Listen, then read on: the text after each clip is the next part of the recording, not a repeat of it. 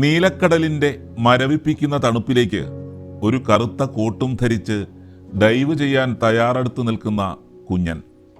പെൻഗ്വിനുകളെ കാണുമ്പോൾ ആർക്കാണ് കൗതുകം തോന്നാത്തത്? ആകാശത്ത് പറക്കാൻ കഴിയാത്ത ഈ പക്ഷികൾ പക്ഷേ കടലിനടിയിലെ മിന്നൽ വേഗക്കാരായ വിമാനങ്ങളാണ്. ചിറകുകളുണ്ടായിട്ടും എന്തുകൊണ്ടാണ് ഇവർക്ക് പറക്കാൻ കഴിയാത്തതെന്ന് എപ്പോഴെങ്കിലും ചിന്തിച്ചിട്ടുണ്ടോ? സത്യത്തിൽ പെൻഗ്വിനുകൾ പറക്കുന്നുണ്ട്, പക്ഷേ അത് ആകാശത്തല്ല, മറിച്ച് സമുദ്രത്തിൻ്റെ ആഴങ്ങളിലാണെന്ന് മാത്രം. പരിണാമത്തിൻ്റെ പാതയിൽ വെള്ളത്തിനടിയിൽ കൂടുതൽ വേഗത്തിൽ സഞ്ചരിക്കാൻ വേണ്ടി അവരുടെ ചിറകുകൾ കരുത്തുറ്റ ഫ്ലിപ്പറുകളായി മാറുകയായിരുന്നു. പെൻഗ്വിനുകളുടെ ശരീരം ശ്രദ്ധിച്ചിട്ടുണ്ടോ? ഒരു കോട്ടും സൂട്ടും ധരിച്ചതുപോലെയുള്ള ആ കറുപ്പും വെളുപ്പും നിറം പ്രകൃതിയുടെ ഫാഷൻ മാത്രമല്ല, അതൊരു സുരക്ഷാ കവചമാണ്. കൗണ്ടർ ഷെയ്ഡിംഗ് എന്ന് വിളിക്കുന്ന ഈ തന്ത്രം കടലിലെ വേട്ടക്കാരിൽ നിന്നും പെൻഗ്വിനുകളെ രക്ഷിക്കുന്നു. മുകളിൽ നിന്ന് നോക്കുന്ന ശത്രുക്കൾക്ക് കടലിൻ്റെ ഇരുണ്ട നിറത്തിനൊപ്പം പെൻഗ്വിനുകളുടെ കറുത്ത പുറംഭാഗം തിരിച്ചറിയാൻ കഴിയില്ല. താഴെ നിന്ന് നോക്കുന്നവർക്ക് കടൽപ്പരപ്പിലെ വെളിച്ചത്തിനൊപ്പം ഇവരുടെ വെളുത്ത വയർഭാഗവും അലിഞ്ഞു ചേർന്നതായി തോന്നും. ആകാശത്ത് പറക്കാനുള്ള ചിറകുകൾ പരിണമിച്ചാണ് വെള്ളത്തിനടിയിൽ തുഴയാൻ സഹായിക്കുന്ന ഫ്ലിപ്പറുകളായി മാറിയത്. വഴുവഴുപ്പുള്ള മീനുകളെ പിടിക്കാൻ ഇവരുടെ നാവുകളിൽ മുള്ളുകൾ പോലെയുള്ള ഭാഗങ്ങളും കരുത്തുറ്റ താടിയെല്ലുകളുമുണ്ട്.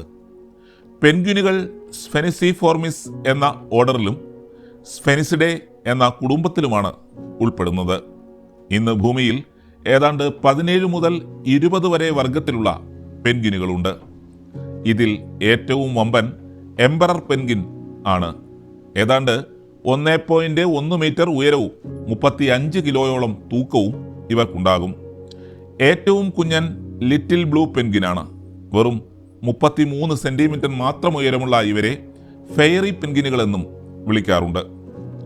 പെൻഗ്വിൻ എന്ന പേര് വന്നതിനെക്കുറിച്ച് ഇന്നും തർക്കങ്ങൾ നിലനിൽക്കുന്നുണ്ട്. വെൽഷ് ഭാഷയിലെ പെൻ അഥവാ തല, ഗ്വിൻ വെള്ള എന്നീ വാക്കുകളിൽ നിന്നാണ് ഇത് വന്നതെന്ന് ചിലർ വിശ്വസിക്കുന്നു, അതായത് വെള്ളത്തലയൻ.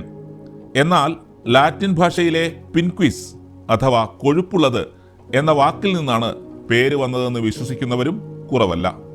കൊഴുപ്പ് കൂടിയ ഈ പക്ഷികളെ ജർമ്മൻകാർ കൊഴുത്ത താറാവ്, ഫാറ്റ് ഗൂസ് എന്നാണ് വിളിച്ചിരുന്നത്. ഭൂമിയിലെ ഏറ്റവും കഠിനമായ തണുപ്പിനെ ഇവർ അതിജീവിക്കുന്നത് ശരീരത്തിലെ കൊഴുപ്പിൻ്റെ കട്ടിയുള്ള പാളിയും വാട്ടർ പ്രൂഫായ തൂവലുകളും ഉപയോഗിച്ചാണ്. ഇവരുടെ തൂവലുകൾക്ക് ഇടയിലുള്ള വായു ഒരു പുതപ്പ് പോലെ ചൂട് നിലനിർത്തുന്നു. അന്റാർട്ടിക്കയിലെ കഠിനമായ കാറ്റിൽ നിന്ന് രക്ഷ നേടാൻ നൂറുകണക്കിന് പെൻഗ്വിനുകൾ വട്ടത്തിൽ ചേർന്ന് നിന്ന് പരസ്പരം ചൂട് പങ്കുവെക്കാറുണ്ട്. ഈ കൂട്ടത്തിൻ്റെ ഉൾഭാഗത്തുള്ളവർക്ക് നല്ല ചൂട് ലഭിക്കുമ്പോൾ പുറത്തുള്ളവർ തണുപ്പേൽക്കും. അതിനാൽ ഇവർ മാറി മാറി അകത്തേക്കും പുറത്തേക്കും നീങ്ങിക്കൊണ്ടിരിക്കും. പെൻഗ്വിനുകൾ വളരെ സാമൂഹികമായ ജീവികളാണ്. ഒരൊറ്റ പങ്കാളിയുമായി ജീവിതകാലം മുഴുവൻ കഴിയുന്ന സ്വഭാവം മിക്കവർക്കുമുണ്ട്. ലോകത്തിലെ ഏറ്റവും വലിയ പെൻഗ്വിൻ വർഗമായ എംപറർ പെൻഗ്വിനുകൾക്കിടയിൽ പ്രണയത്തിന് ഒരു പ്രത്യേക താളമുണ്ട്. പങ്കാളിയെ ആകർഷിക്കാൻ ചിലർ മനോഹരമായ ഒരു കല്ല് സമ്മാനമായി നൽകാറുണ്ട്. എന്നാൽ പ്രണയത്തെക്കാൾ വലുതാണ് ഇവർക്കിടയിലെ അച്ഛൻ്റെ കരുതൽ. അമ്മ പെൻഗ്വിൻ മുട്ടയിട്ട ശേഷം ആ മുട്ട അച്ഛൻ്റെ കാലുകൾക്കിടയിലെ ചൂടുള്ള തൊലിപ്പുറത്ത് സുരക്ഷിതമായി ഏൽപ്പിക്കും. മാസങ്ങളോളം ആഹാരം കഴിക്കാതെ കഠിനമായ അന്റാർട്ടിക്കൻ മഞ്ഞുവീഴ്ചയെയും കാറ്റിനെയും നെഞ്ചുറപ്പോടെ നേരിട്ട് ആ മുട്ട വിരിയിക്കുന്നത് അച്ഛൻ പെൻഗ്വിനാണ്. അമ്മ തിരികെ വരുന്നതുവരെ അച്ഛൻ തൻ്റെ കുഞ്ഞിനെ ലോകത്തിന് വിട്ടുകൊടുക്കില്ല.